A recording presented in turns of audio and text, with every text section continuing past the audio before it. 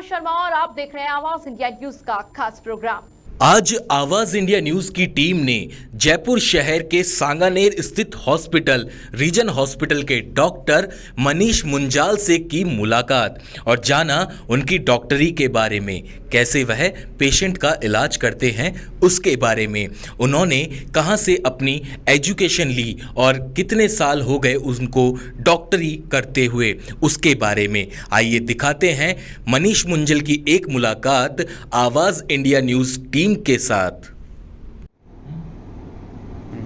नमस्कार दोस्तों, मैं हूं राहुल और आप देख रहे हैं आवाज इंडिया न्यूज। और आज मैं जयपुर शहर की एक ऐसी शख्सियत से आपकी मुलाकात करवाता हूं, जी हां, जिसने इस वक्त कोरोना काल के अंदर बढ़ चढ़कर अपना वक्त देते हुए लोगों का इलाज किया है। जी हां, मैं बात कर रहा हूं डॉक्टर मनीष मुंजाल की।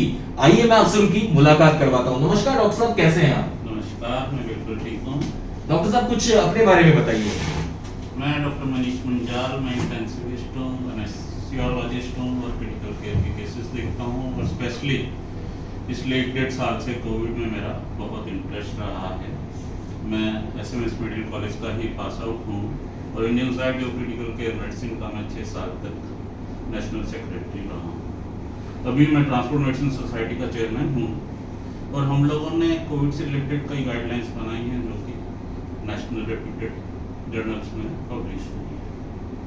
अच्छा डॉक्टर साहब, इस कोविड काल के अंदर, इस कोविड-19 से मतलब जो अभी लोग इस महामारी से मतलब बिल्कुल बेहाल थे और मतलब उनको इतनी प्रॉब्लम फेस करनी पड़ी थी, तो आप उनसे कैसे डील कर रहे थे? आप एक खुद डॉक्टर हैं। नो डाउट बहुत भारी प्रॉब्लम थी, हिंदुस्तान में नहीं पूरे वर्ल्ड में थी। जयपुर में भी, जयपुर कोई अछूता नहीं था, यहाँ भी बहुत दिक्कत थी।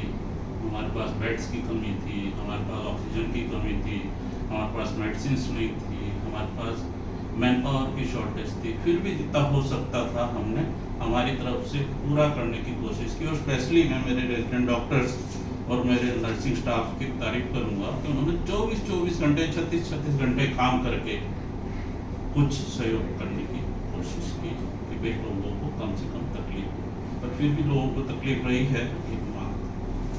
अच्छा डॉक्टर साहब, एक चीज जानना चाह रहा हूँ आपसे कि इस पैंडेमिक टाइम के अंदर मतलब कोरोना के पेशेंट आए हैं, तो आपने कोरोना के पेशेंट का ट्रीटमेंट भी किया है। फिर उसके बाद एक ब्लैक फंगस बीमारी आई जो कोरोना संक्रमित लोगों को ज्यादा हो रही थी, उस बारे में आपका क्या कहना है? नो डाउट म्यूकोरमाइकोसिस को कि आप लोग ब्लैक फंगस भी बोलते हैं, वो बहुत आया है। SMS मेडिकल कॉलेज में बहुत केसेस हैं और बड़े सेंटर्स में बहुत केसेस हैं, बट लकीली हमारे पास म्यूकोरमाइकोसिस का केवल एक केस आया है, जो कि फिर हमने बाद में उसको म्यूकोर सेंटर में रेफर कर दिया था। तो ये भी एक बहुत भारी इस सेकेंड वेव में प्रॉब्लम रही है। अच्छा डॉक्टर साहब, आप पर डे जब इतने पेशेंट से डील कर रहे हैं, तो मतलब आपको इस प्रोफेशन में कितना टाइम हो गया है? मुझे तकरीबन 25 साल हो गए हैं आफ्टर पोस्ट ग्रेजुएशन की प्रैक्टिस करते हुए। कोविड की 1.5 साल की प्रैक्टिस और 25 साल की प्रैक्टिस में तो एक चिट्ठी मांगी। बिल्कुल डॉक्टर साहब की मतलब ये 1.5 साल जो है दुनिया मतलब इंसानों को उसने अपनी जिंदगी के सारे साल गिना दिए इस 1.5 साल के अंदर। अच्छा डॉक्टर साहब, आप पर डे जब इतने पेशेंट से डील कर रहे हैं, उनका इलाज कर रहे हैं, तो आपको अभी तक सबसे क्रिटिकल चीज उन पेशेंट में क्या देखने को मिली है? जो सेकेंड वेव में प्रॉब्लम थी वो यंग हमारी जो पॉपुलेशन थी वो बहुत आई, और एक जो बहुत अजीब सी हमें फिनोमेना देखने को मिला कि कुछ मरीज जिनको कि हम डिस्चार्ज करने की सोच रहे थे और वो with an hour, within 2 hour critical होके वापस ICU में पहुंच गए थे। वो एक बहुत मुश्किल भरा टाइम हमने देखा है। उसमें मरीज को समझाना भी कई बार बहुत मुश्किल हो जाता था, इवन हम अपने आप को भी नहीं समझा पाते थे कि ये हुआ क्या है। तो डॉक्टर साहब, आप मतलब अभी इस हॉस्पिटल के अंदर आप इसमें काम कर रहे हैं, इससे पहले आप कहाँ वर्किंग कर रहे थे? मैं इससे पहले जीवन रेखा हॉस्पिटल हम लोगों ने प्रमोट किया था, और उससे पहले मैं उनका हॉस्पिटल में तकरीबन 20 साल करता था। अच्छा डॉक्टर साहब, ये आपका जो हॉस्पिटल है रीजन हॉस्पिटल, ये कितने बेड की फैसिलिटीज यहाँ है और वेंटिलेटर या ICU की यहाँ पे वो फैसिलिटीज प्रोवाइड करवाई आपने? बिल्कुल, रीजन हॉस्पिटल हमारा 3.5 ईयर्स हो गए हैं इससे चालू हुए। ये ग्रीनफील्ड प्रोजेक्ट था, 3.5 ईयर्स हमें हो गए हैं। हमारे पास 150 बेड्स की फैसिलिटी है। इस बार हमने 67 बेड्स कोविड को दिए हुए थे। ICU में हमारे पास 12 बेड हैं, और हम लोग तकरीबन 6 वेंटिलेटर्स के साथ काम कर रहे थे। डॉक्टर साहब, इस पैंडेमिक टाइम के अंदर जहां ऑक्सीजन की बहुत ज्यादा कमी आ गई थी हर हॉस्पिटल के अंदर, वहां पेशेंट को कहा जा रहा था कि प्लीज आप ऑक्सीजन सिलेंडर का खुद अरेंजमेंट कीजिए। ऐसे में आपके हॉस्पिटल में जब कमी आई थी तो आप लोगों ने क्या किया? बिल्कुल, ऑक्सीजन की बहुत भारी कमी थी। हमने आधी रात को सरकारी अफसरों से बात करके, रात को 2 बजे सरकारी अफसरों को, सीनियर अफसर्स को उनसे बात करके हमने ऑक्सीजन हमारे यहाँ डिलीवर करवाई। ऑक्सीजन की बहुत ज़्यादा शॉर्टेज थी। इवन हमने भी हमारे मरीजों को बोला था कि आप अपनी ऑक्सीजन अरेंज करके रखें, इन केस हमारी ख़त्म हो जाए तो आपके वो सिलेंडर्स आपके मरीज के लिए काम आ सकते हैं। ये भी हमने किया। जैसा कि डॉक्टर साहब आप बता रहे थे कि आप मेडिकल एसोसिएशन में चेयरमैन भी रहे हैं, जनरल सेक्रेटरी वगैरह भी रहे हैं, तो इस वक्त पैंडेमिक टाइम के अंदर जहां फार्मेसी कंपनियां मेडिसिन को ब्लैक कर रही थी, इंजेक्शंस को डबल रेट पे, थर्मोऑक्सीमीटर को डबल रेट में बेची थी, उस बारे में आपका क्या कहना है?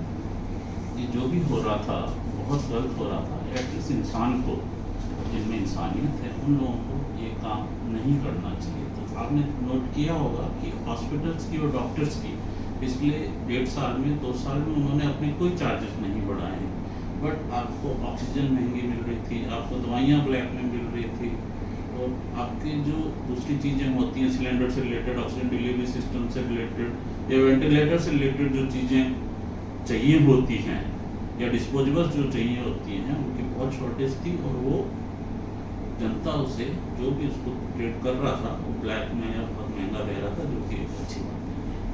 तो डॉक्टर साहब, क्योंकि यहाँ पर जहाँ कुछ डॉक्टरों की वजह से, क्योंकि हमने देखा है कि कुछ डॉक्टरों की वजह से पूरे डॉक्टर कम्युनिटी पे सवालिया निशान उठ गए थे कि ये भी ऐसा करें, लेकिन वो जो डॉक्टर बढ़ चढ़कर लोगों का इलाज कर रहे थे इस कोरोना काल के अंदर, उन लोगों की वजह से उनकी इमेज पे भी असर पड़ा। इस बारे में आपका क्या कहना है? बिल्कुल एकदम सही बोल रहे हैं, पर मैं एक चीज़ और कहूँगा कि कुछ नहीं, ये बहुत बहुत बहुत कम डॉक्टर्स थे जो इस चीज़ में, इस अनैतिक एक्टिविटी में इन्वॉल्व हुए थे। ज़्यादातर डॉक्टर्स ने अपना पूरा समय, पूरा टाइम, पूरा तन मन धन से उसके अंदर काम किया है। अच्छा, आपका पेशेंट का देखने का समय क्या है? हम लोग डबल ड्यूटी में आया करते थे। सुबह आ जाया करते थे 9-10 बजे, फिर दोपहर में 2:30-3 बजे हम लोग चले जाते थे, depending on the patient load. फिर शाम को फिर हम लोग 2-3 घंटे के लिए वापस राउंड और पेशेंट काउंसलिंग किया करते थे।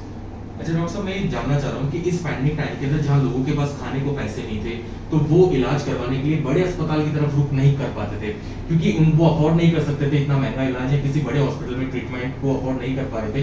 ऐसे में आपने उन पेशेंट के लिए क्या अपने हॉस्पिटल में कोई प्रोटोकॉल बनाया? बिल्कुल, हम लोगों ने जो भी सरकार ने रेट्स नियत की थी, जो फिक्स की थी, हम लोग उसी पे काम कर रहे थे। और नंबर ऑफ बेड्स हमारे पास जो थे वो हर समय ऑक्यूपाइड ही रहते थे, तो हम भी हर मरीज को, चाहे गरीब हो चाहे अमीर हो, हम लोग नहीं ले पाते थे। पेशेंट लोड उस टाइम बहुत ही ज़्यादा था। इवन पेशेंट बाहर या घर पे अपने इंतजार कर रहे होते थे कि सर आपके यहाँ पे पेशेंट बेड खाली हो जाए, आपका डिस्चार्ज हमें बता देना, हम उसी टाइम आ जाएंगे। और उन लोगों को और किसी भी अस्पताल में भी जगह नहीं मिल रही थी। ऐसा जब भी हॉट टाइम चल रहा था तब हमने नोट किया था। अच्छा डॉक्टर साहब, अभी इस पैंडेमिक टाइम के अंदर जहाँ सभी लोग बढ़ चढ़कर लोगों की मदद कर रहे थे, उनको खाना प्रोवाइड करवा रहे थे, तो आपने अपनी तरफ से लोगों की मदद की है? बिल्कुल, हम लोगों ने जो यहाँ पे भी हम लोग जो मील प्रोवाइड करा रहे थे, बहुत ही सब्सिडाइज था, उस तरह से हम सेवा कर रहे थे।